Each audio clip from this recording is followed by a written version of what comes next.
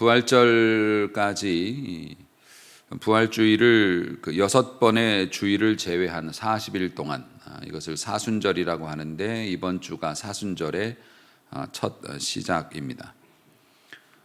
일반적으로 사순절 기간에는 금식 또 특별 기도 또 경건 생활 이런 것으로 우리의 마음을 바로 잡고 영적인 훈련 기간으로 삼는데 이것이 이제 교회의 보통은 전통이었지만은 요즘의 시대에는 그러한 전통마저도 많이 변색되고 또 흔들리고 있는 것 같아서 아쉽기도 합니다. 40이라고 하는 숫자가 항상 인내와 고난을 상징하는 숫자로 성경에서 많이 쓰였습니다. 노아의 홍수 때도 40일간 밤낮으로 비가 내렸고요. 또 이스라엘 백성들이 광야에서 40년간 훈련받으면서 방황을 했고, 예수님도 광야에 들어가셔서 사단에게 시험 받으시면서 40일 동안 금식하고 기도를 하셨고, 이런 식으로 오랜 시간 인내와 준비, 연단의 시간을 말할 때 40이라는 숫자를 쓰고요. 그래서 주님의 고난과 또 주님의 오심, 주님의 부활하심, 하나님의 사랑하심 이런 것들을 40일 동안 여러 가지 경건 생활을 통해서 다시 한번 되새기는 영적 재무장의 시간, 그래서 이제 사순절인 거죠. 우리나라와 나라를 둘러싼 이 세상이 역대급으로 진짜 유례가 없는 혼란한 시기를 맞고 있습니다. 아마 지금이 최고 정점이 아닌가 싶기도 합니다. 코로나도 그렇고 기도 중에도 다 말씀하셨습니다마는 전쟁의 참상을 우리가 보고 있습니다. 요즘에는 SNS가 다 발달을 해서 예전에는 어느 나라에서 전쟁 났나 보다 몇 명이 죽었다더라 어느 도시가 함락됐다더라 이건데 이제는 그 전쟁조차도 미사일 한 발 떨어지는 것도 실시간 중계가 되고 있는 상황이고 그런 것들이 온 세계 사람들이 피부로 느낄 만큼 다 오픈되고 있어요. 그러니까 참 끔찍한 일이 벌어지고 있는 것이죠. 뿐만 아니라 지금 우리나라에서 산불 때문에 우린 도시에 살고 있으니까 잘 모르지만 그 지역에 살고 계신 분들에게는 정말 죽음의 공포이고 전 재산이 날아가는 것이 불이 점점 다가오는 것을 봐야 하고 그 불을 피해서 오밤중에 도망을 다니고 지금 이런 상황인데 이 바람 불고 이래서 잡히지도 않고 심지어는 마을 주민들이 날 무시했다고 뒷산에다 불 지른 사람도 있어서 이 와중에 그런 것들을 보면서 느끼는 자괴감과 허탈감, 인간에 대한 어떤 회의감 이런 것들을 많이 느끼고 또 대선이 코앞에 다가와 있고 그것으로 인해서 양 진영 간의 이념과 갈등 싸움이 극의 달에 있어서 서로가 서로를 미워하고 비방하고 이런 것들을 듣고 보는 것도 극도의 피로감이 있어서 여러모로 정신이 없습니다. 특별히 코로나 같은 경우에는 주변에서 이제 확진자들이 계속 발생하고 있고 우리 가족들이나 또 가까운 분들이 그렇게 확진되는 것이 있어서 상당한 정신적인 스트레스도 많이 받으시고 그러죠. 이러한 모든 것들이 다 생각을 해보면 우리 힘으로 어떻게 할 수가 없는 일들이에요. 우리 힘으로 컨트롤이 안 되는 일들입니다. 이 모든 일들이. 산불을 끄겠다고 헬기를 띄울 수도 있고 가서 소방호스로 물을 뿌려볼 수는 있겠지만 결국 하나님께서 잡아주셔야 잡히는 일이고 질병도 마찬가지, 전쟁도 마찬가지고 노력들은 해보지만 결국 대세를 결정하는 건 하늘의 하나님이 도와주실 수밖에 그래야 끝나는 일들이거든요. 그러니까 이럴수록 우리가 기도의 기회를 갖기 원하고 이러한 문제 같이 함께 두려워하고 함께 분노하기보다는 기도의 자리를 찾아내고 기도의 자리를 다시 펴고 막힌 기도의 문을 여는 그러한 기회로 삼고 특별히 또 사순절 기간이니까 우리가 경건 생활에 더 힘써서 하나님의 도우심을 더 빨리 받을 수 있는 우리 모두가 되었으면 하는 바람이 있습니다. 사순절이기는 하지만 그동안 강해왔던 에베소서가 6장이 마지막이 되고 또 6장에 중요한 여러 가지 이슈들이 좀 있어서 내용은 에베소서 6장 1절에서 4절까지 나와 있는 부모 자녀에 관한 말씀으로 우선 말씀을 증거하려 합니다. 가정은 시작은 부부로 시작이 됩니다. 하지만 그 가정의 열매는 자녀들이죠. 그래서 가정에 큰 의미를 부여하죠. 자녀들이. 자식들은 여호와의 기업이요 태의 열매는 하나님이 주신 상급이다라고 말할 정도로 그렇게 자녀들은 가정에 있어서 중요한 위치를 차지하고 있습니다. 부부된 자들에게 하나님은 자식이라고 하는 유산을 주십니다. 그래서 그 자식들로 인해서 그들의 삶이 대대로 기억되고 이어져 내려갈 수 있도록 그렇게 허락을 해 주셨죠. 그렇기 때문에 믿는 사람들에게 있어서나 또 안 믿는 사람도 마찬가지지만 가정과 또 가족의 문제는 굉장히 중요한 문제이죠.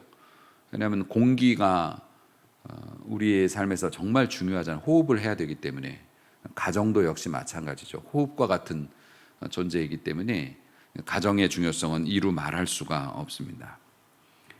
바울은 자녀들에게 먼저 오늘 본문을 통해서 당부를 합니다. 부모에게 순종하라. 주 안에서 순종하라. 이것이 옳은 일이다. 네 아버지 어머니를 공경해라. 이것은 약속이 있는 첫 계명이다. 굉장히 중요한 성경적인 뭐라고 할까 세계관이죠. 부모와 자식 간에 있어서의 관계를 결정짓는 중요한 공식을 던지고 있는 거예요. 사도 바울이. 물론 하나님이 그렇게 말씀하시는 거죠. 왜 이렇게 자녀들에게 먼저 부모에게 순종하라 하면서 여러 가지 축복과 뭐 이런 것들을 장황하게 설명을 했느냐? 일단 자녀들이 부모에게 순종을 안 하니까 그래요. 아담과 하와 시대로부터 지금까지 자녀는 부모에게 순종하는 일에 인색했습니다. 우리도 그랬고 일단 첫 번째 불순종 아담과 하와 때부터 시작됐죠. 아담과 하와는 아버지가 하나님이시잖아요. 아버지 어머니가 하나님이신 거잖아요. 하나님께 아담과 하와가 불순종함으로 아담과 하와의 자녀였던 가인과 아벨에서도 형제간에 살인 사건이 일어나고 이럴 정도로 문제가 생겼죠. 자식으로서 하나님 앞에 범죄해서 불순종을 했고 이것이 이제 이어져 내려왔는데요. 그래서 사람들이 부모에게 순종하는 것을 어려서부터 배우지 않는다면 그들은 부모에게 순종하는 사람으로 성장할 수 없다라고 얘기를 하는 이유도 바로 성경적으로도 그런 데 있는 것 같아요. 왜냐하면 보이는 부모에게 순종하는 방법과 요령을 터득하지 못하면 보이지 않는 하나님께 순종한다는 건 택도 없는 얘기라는 거죠. 그래서 부모는 하나님의 대리자 역할을 하기 때문에 보이는 부모에게 제대로 순종할 수 있어야 보이지 않는 하나님을 섬길 수 있다는 겁니다. 부모를 거역하는 자, 이것은 예전에도 그랬습니다만 천륜, 하나님께서 만들어 놓으신 질서를 깨트리는 자로 인정을 받았습니다. 그래서 저주를 받았어요.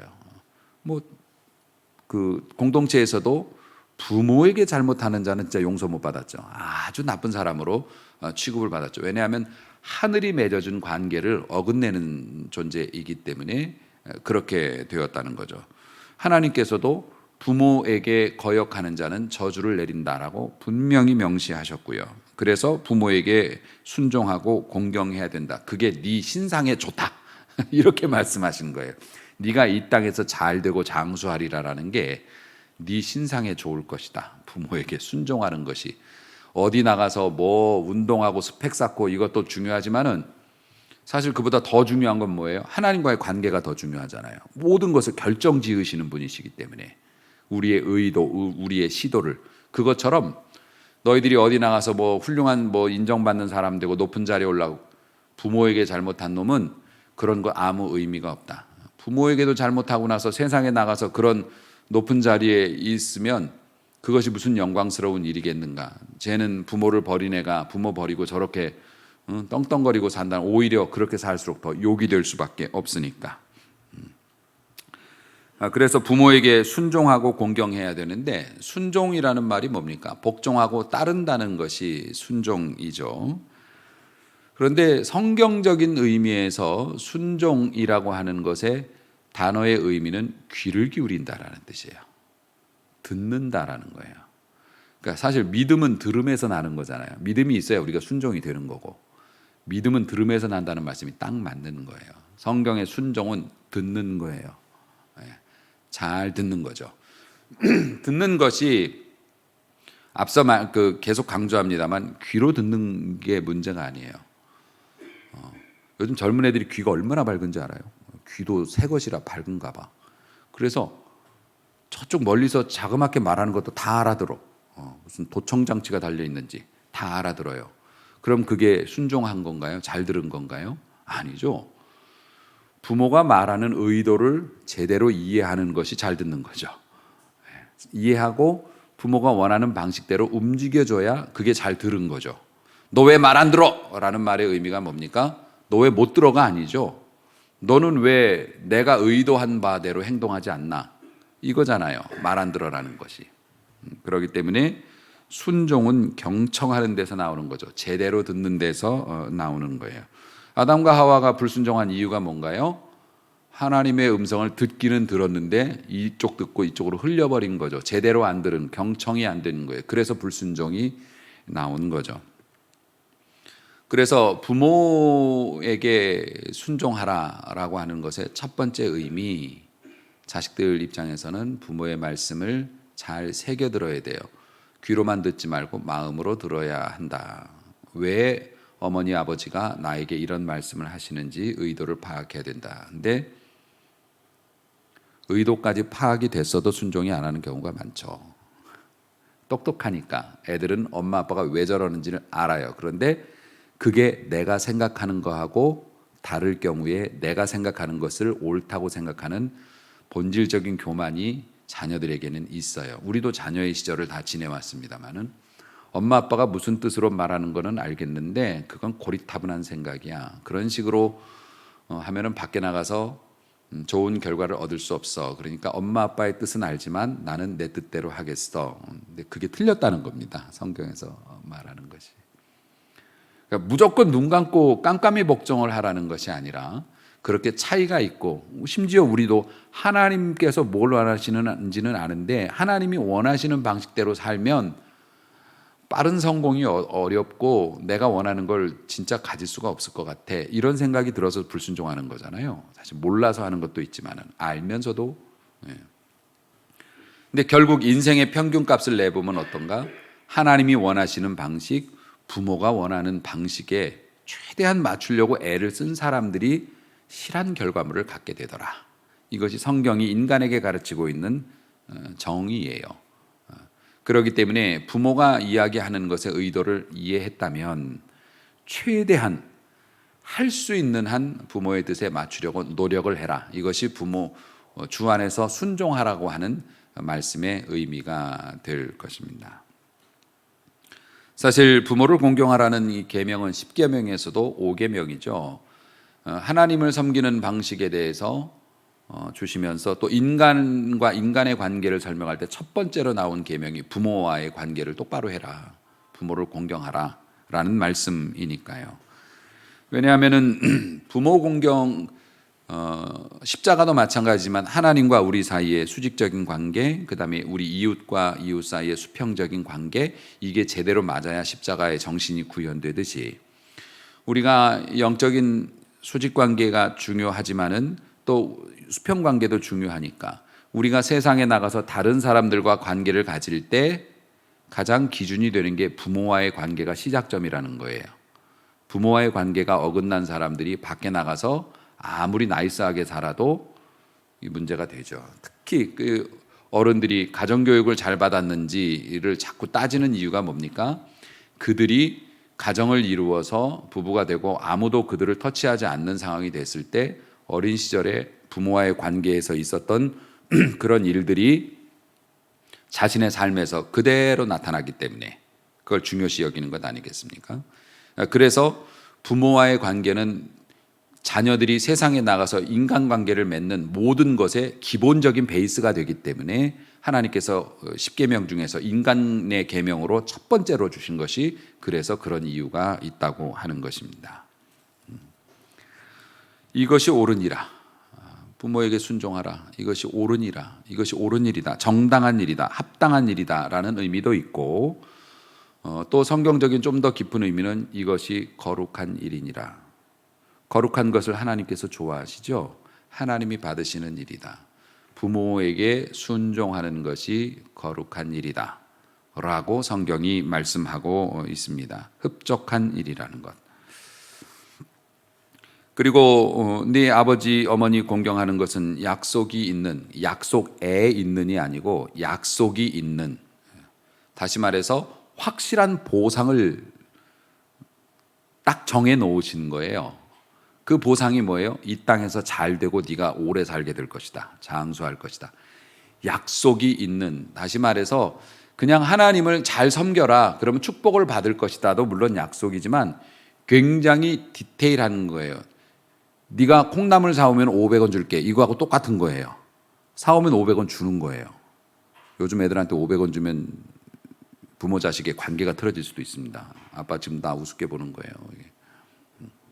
옛날에는 500원이면 그러니까 콩나물 사오면 500원 줄게. 이거는 딱 정해져 있는 거예요. 사오면 주는 거예요. 그것처럼 약속이 있는 이라고 하는 이것은 하나님께서 아주 딱 정해 놓으셨다는 거예요. 순종하는 자는 예외 없이 이런 삶을 살게 될 것이다. 이 땅에서 잘 되고 장수하리라.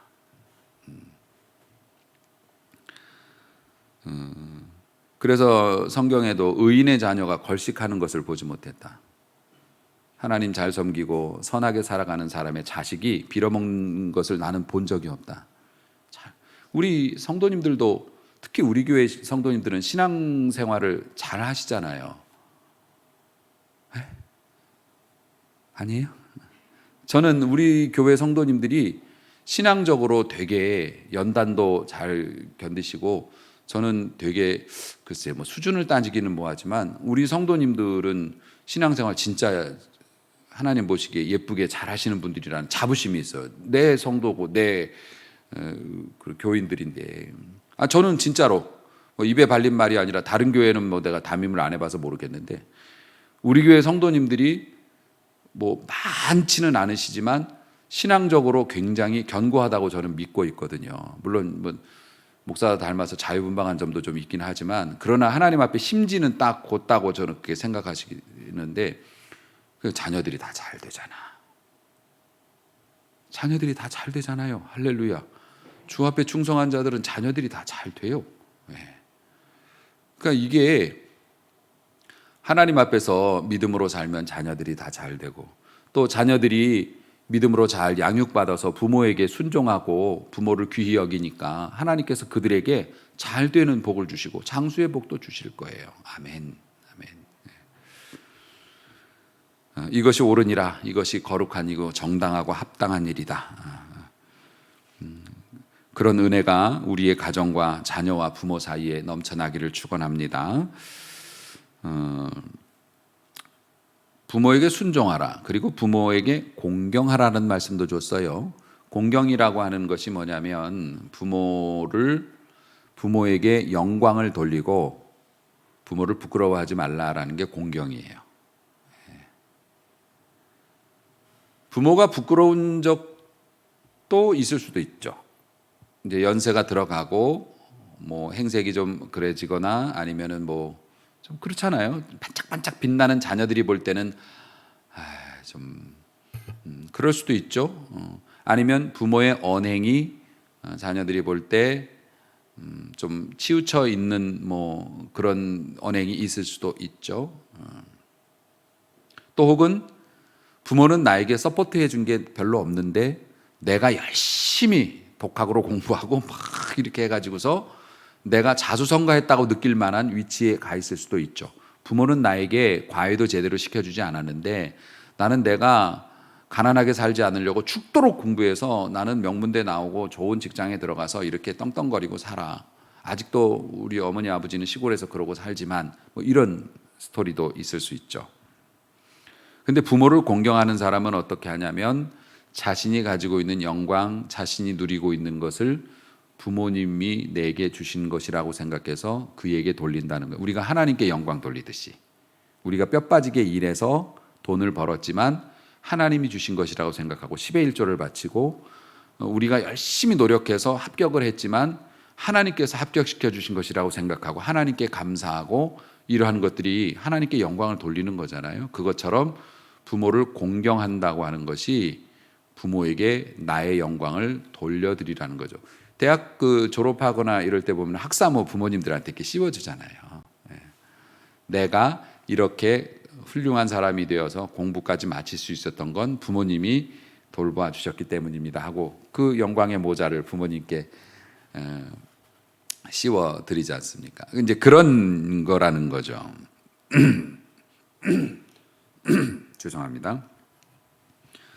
부모가 잘났던 못났건 이런 부모를 이제 거역하고 또 자신의 영광이 부모하고는 상관이 없다라고 그렇게 하는 사람들은 하나님의 복에서 멀어지게 된다.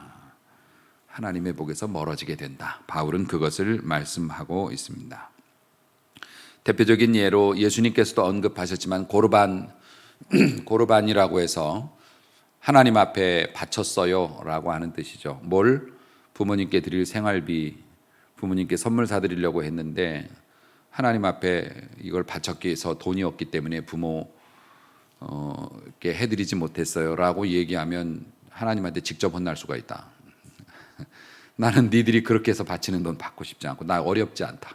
그러니까 네 부모에게 합당한 자식이 돼서 내 앞에 나타나라. 이렇게 말씀하고 있어요.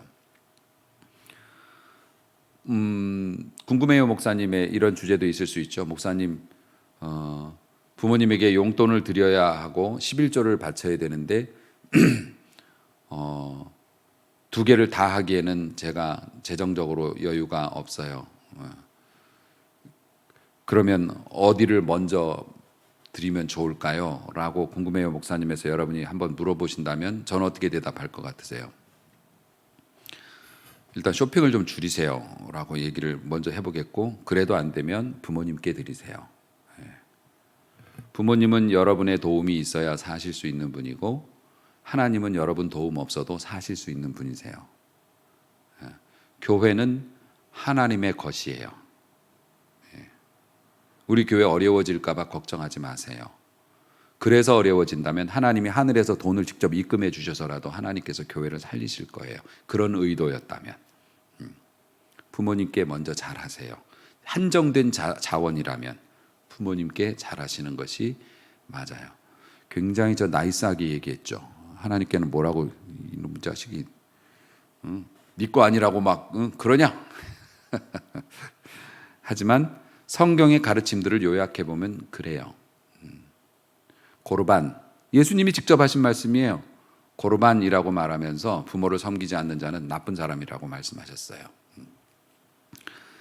자, 부모를 공경하는 것이 천국 가는 조건이 되는 것은 아닙니다. 하지만 부모를 공경하지 않는 자에게 은혜가 임할 리가 없고 또 천국을 가서 뭐 구원을 얻는다 해도 부끄러운 구원을 얻을 것이고 진짜 믿음 생활 잘하는 사람이 또 부모를 공경 안 할 리도 없고 다 묶여 있는 얘기니까.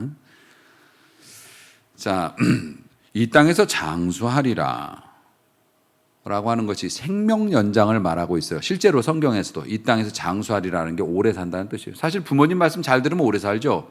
나쁜 거 먹지 말아라, 차 조심해라. 항상 부모님들은 노래를 부르잖아요. 어디 나쁜 친구들 만나지 말아라. 이렇게 안 하면 오래 살아요. 사람이 오래 삽니다. 그러니까 성경에서도 장수하리라는 게 long time, 길게 간다는 뜻을 가지고 있기는 해요. 하지만 좀 더 깊은 의미로 따져보면 원어의 뉘앙스들이 그렇습니다. 오래 산다는 의미가 행복하게 같이 오래 산다는 의미를 가지고 있어요. 가정이 풍비박산 나서 다 따로따로 혼자 오래 살았다고 해서 오래 산 건 아니죠. 사람이 오래 살았다고 말할 때 오래 살았다라는 건 내가 편안한 상태에서 오래 살았다라는 것을 오래 살았다라고 말할 수 있는 거지, 고통과 극악한 어려움 속에서 생명만 유지하고 있었다고 해서 오래 살았다고 말할 수는 없을 것 같아요. 네가 이 땅에서 장수하리라는 것이 뭐냐면 네가 온전한 상태의 시간을 길게 보낼 것이다. 아멘. 이렇게 말씀하고 있는 거예요. 장수하리라는, 장수의 복을 받으시길 주의 이름으로 축복합니다. 그래서 가정이, 부모와 가족이 함께 행복하게 사랑을 나누고 결핍이나 부족함이 없이, 보고 싶은데 못 봐 이런 거 없이 보고 싶을 때 볼 수 있고, 서로 간에 보면 아름답고 행복하고 건강하고 보고 싶어 하고, 그런 세월로 오래 가는 축복. 아비들에게 또 얘기합니다. 바울이 아버지들에게 자녀의 교육권이 있다는 걸 말하고 있어요. 아버지는 가정의 질서를 또 책임지기도 하고, 그만큼 권한이 있는 만큼 무거운 책임감도 있죠. 하와가 잘못했지만 아담이 그 책임을 져야 했고요. 자녀들이 잘못했어도 그 책임은 그 아버지가 질 수밖에 없습니다. 가정의 대표니까요. 아버지 된 그런 분들에게 바울이 뭐냐면 딱 한 가지만 얘기했어요. 자녀들 노엽게 하지 말라고. 자녀들 화나게 하지 말라고. 근데 어떻게 애들이 막 엇나가는데 자녀를 화나게 안 할 수가 있냐고. 자녀를 노엽게 하지 말라는 얘기가 자녀에게 스트레스를 주지 말라는 뜻으로 잘못 오해해가지고 이 땅에 못난 아버지들이 많이 생기죠. 못난 부모들이. 우리 애 건드리면 안 된다고, 쟤 진짜 화나면 무섭다고. 부모가 그렇게 말하면 안 돼요. 자녀를 노엽게 하지 말라라고 하는 것이 자녀에게 상처를 주지 말라는 말이기는 한데, 뭐냐면 원한이 남게 하지 말아라는 뜻이에요. 똑같이 매질을 해도 나중에 자식이 생각했을 때 내가 맞을만 했어, 혹은 정말 아버지가 저렇게까지 화내고 나에게 매까지 드실 정도니까 진짜 내가 잘못했구나, 요렇게 느껴야 되는데, 나도 크면 복수할 거야, 아버지 요양 한번 보내버릴 거야, 하여튼 나도 크면 아버지한테 복수할 거야, 이렇게 되면 잘못된 거예요. 이게 노엽게 하는 거예요. 성경이 말하는 노엽게 하는 거예요. 그러니까 자녀에게 마음에 깊은 트라우마가 남을 만한 그런 언행을 하지 말라는 거죠. 그렇게 자녀를 다루지 말라는 거죠. 자녀를 화나게 하는 행동들이 있죠. 말은 옳은데 행동이 옳지 않아. 아버지가 말하는데 말은 옳은 말인데 아버지의 행동을 보면 옳지 않은 행동을 해. 그럼 아버지를 위선자라고 볼 거예요. 당연한 거 아닙니까? 근데 말도 옳지 않고 행동도 옳지 않아. 그럼 아버지 없는 걸로 여겨버려. 무시할 거예요. 아버지가 너무 엄하고 가혹하게 해. 여기 군대도 아닌데 그렇게 쥐잡듯이 잡아요. 널 사랑한다 말하면서 사랑하는 것 같지가 않아. 그럼 아버지를 혐오합니다. 싫어. 혐오해요. 아버지가 자녀들에게 무관심하면요, 그러면서 무관심하면 탈선합니다. 아버지가 큰 놈만 이뻐하고 작은 놈은 안 이뻐하고 반대의 경우도 있고, 그럼 어떻게 됩니까? 자신감을 잃어요. 세상에 나가서 다른 사람 앞에서 제대로 말도 못해 주눅드는 사람으로 살아요. 그러니까 자녀를 노엽게 하는 것들이 그런 것들이죠. 그러니까 그러지 말고 양육을 잘해라, 아버지야. 뭐라고? 어떻게 양육하라? 주의 훈계로 양육하라. 다시 말해서 성경 말씀을 가르쳐서 자녀를 기르라는 뜻도 있지만, 주님의 방식대로, 주님이 우리를 다루셨던 방식대로 너희도 자녀를 그렇게 섬겨라, 주의 훈계로 양육하라. 그러니까 예수님처럼 행동하라는 거예요, 자식들에게도. 그러니까 만약에 엄마가 큰 놈을 쥐잡듯이 잡아요. 뭔가 잘못을 했겠죠. 그래가지고 엄마가 막 엄청나게 야단쳐. 그럼 아빠는 가서 뭐라고 해야 돼요?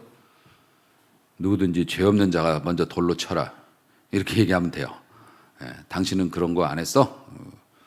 감싸줘야 돼요. 하지만 감싸는 걸로 끝나면 안 되죠. 예수님께서도 그 여인에게 뭐라고 하셨어요? 다시는 가서 그런 일을 하지 말아라. 그렇게 감싸준 다음에 한마디 던져주는 것이 깊은 곳으로 들어가서 박히죠. 영혼의 지지대가 되는 거죠. 그것으로 사람이 이렇게 구성이 되어지는 겁니다. 이렇게 사랑으로 품어주고, 그때 한마디 걱정스러워서 하는 얘기인데, 그래도 네가 잘못한 것은 잘못한 거니까 그러지 않기를 바란다. 요게 매질보다 훨씬 깊이 들어간다는 거죠. 예수님의 방식이 그런 방식이셨다. 그래서 그런 자녀는 자녀에게 그 오래된 아픔을 심어주지 않는 이제 교육 방식인 겁니다. 물론 아무리 자녀들을 그렇게 그런 방식으로 하려고 나름 노력을 해도 자녀들은 항상 부모에게 실망을 주고 어긋나죠. 항상 순종하지 않아요. 아니, 사무엘 보세요. 사무엘이 어떤 사람입니까? 선지자로서 일평생 나라의 대표 선지자로서 진짜 하나님의 말씀을 칼같이 준행해가지고 그 사울의 칼날에서도 일평생 올곧게 살았던 주의 종 아닙니까? 근데 그 자식 교육이 어떻게 됐어요? 엉망진창돼가지고. 그러니까 사무엘 같은 사람한테 그런 자식이 있기도 하고요. 또 사울왕 보세요. 사울왕은 얼마나 또 엉망진창의 삶을 살았습니까? 하나님과의 관계가 엉망이었고, 뭐 주변과의 관계도 사람 죽이는 걸 뭐 파리 죽이듯 하고, 뭐 그렇게 살았어요. 근데 요나단 같은 신실한 자식이 또 나와요. 그러니까 자식 문제는 입찬소리 할 게 아니에요. 예. 그것도 비스테리입니다. 하나님께서 아주 망하지 말라고 또 그렇게 챙겨주시는 뭐 그런 게 있기도 한가 봐요. 그래서 우리가 노력한다고 자녀들이 우리가 원하는 모습대로 다 되는 것은 아니지만은 그래도 우리의 노력할 도리는 이것이다라고 하는 것을 이제 배워서 그렇게 해야 된다는 것이죠. 악한 아버지에게서 나온 선한 아들은 아버지 안 보고 하나님의 말씀을 받겠죠. 그리고 선한 아버지에게서 나온 악한 아들은 아버지를 보면서 본받아야 되는데 친구들을 보면서 본받았나 보죠. 그건 뭐 이제 우리의 범위를 벗어나는 거니까 어쩔 수가 없고, 중요한 것은 사람을 본받지 않고 하나님의 말씀을 따라가면 자녀든 부모든 다 잘 될 수 있다는 것이죠. 자, 마지막으로 결론을 내립니다. 이 자녀라고 하는 테크논이라고 하는 단어를 썼는데요. 테크논이 티모리아라고 하는 단어에서 파생됐다. 성경 사전에 그렇게 나와요. 그런데 이제 중요한 이 의미가 뭐냐면은 티모리아라고 하는 단어가 징벌이라는 의미도 있어요.